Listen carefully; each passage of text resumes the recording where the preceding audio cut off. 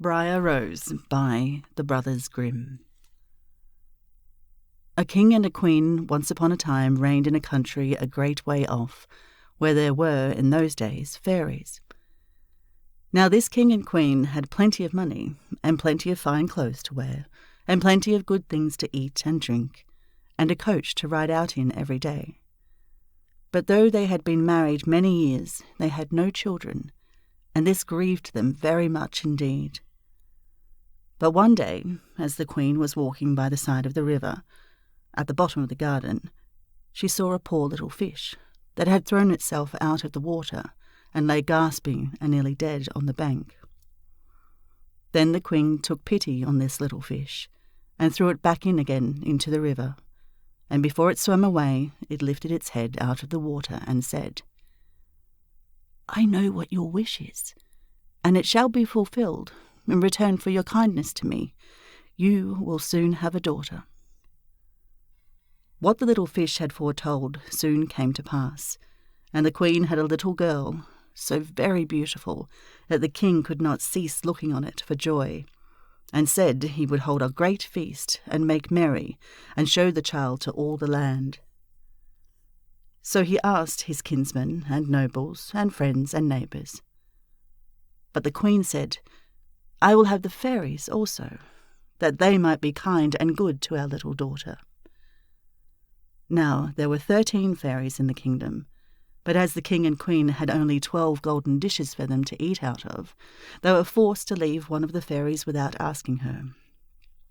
So 12 fairies came, each with a high red cap on her head, and red shoes with high heels on her feet, and a long white wand in her hand.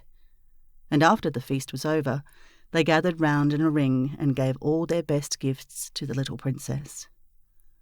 One gave her goodness, another beauty, another riches, and so on till she had all that was good in the world. Just as 11 of them had done blessing her, a great noise was heard in the courtyard, and word was brought that the 13th fairy was come with a black cap on her head and black shoes on her feet, and a broomstick in her hand. And presently up she came into the dining hall. Now, as she had not been asked to the feast, she was very angry, and scolded the king and queen very much, and set to work to take her revenge. So she cried out, "The king's daughter shall, in her 15th year, be wounded by a spindle and fall down dead." Then the 12th of the friendly fairies, who had not yet given her gift, came forward, and said that the evil wish must be fulfilled, but that she could soften its mischief. So her gift was that the king's daughter, when the spindle wounded her, should not really die, but should only fall asleep for 100 years. However, the king hoped still to save his dear child altogether from the threatened evil, so he ordered that all the spindles in the kingdom should be bought up and burnt. But all the gifts of the first 11 fairies were in the meantime fulfilled, for the princess was so beautiful and well-behaved and good and wise that everyone who knew her loved her. It happened that, on the very day she was 15 years old, the king and queen were not at home, and she was left alone in the palace. So she roved about by herself, and looked at all the rooms and chambers, till at last she came to an old tower, to which there was a narrow staircase ending with a little door. In the door there was a golden key, and when she turned it, the door sprang open, and there sat an old lady spinning away very busily. "Why, how now, good mother?" said the princess. "What are you doing here?" "Spinning," said the old lady, and nodded her head, humming a tune, while buzz went the wheel. "How prettily that little thing turns round," said the princess, and took the spindle and began to try and spin. But scarcely had she touched it, before the fairy's prophecy was fulfilled. The spindle wounded her, and she fell down lifeless on the ground. However, she was not dead, but had only fallen into a deep sleep, and the king and the queen, who had just come home, and all their court, fell asleep too, and the horses slept in the stables, and the dogs in the court, the pigeons on the housetop, and the very flies slept upon the walls. Even the fire on the hearth left off blazing and went to sleep. The jack stopped, and the spitch that was turning about with a goose upon it for the king's dinner stood still, and the cook, who was at that moment pulling the kitchen boy by the hair to give him a box on the ear for something he had done amiss, let him go, and both fell asleep.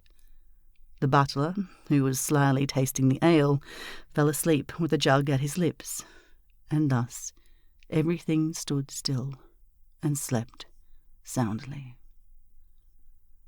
A large hedge of thorns soon grew round the palace, and every year it became higher and thicker, till at last the old palace was surrounded and hidden, so that not even the roof or the chimneys could be seen.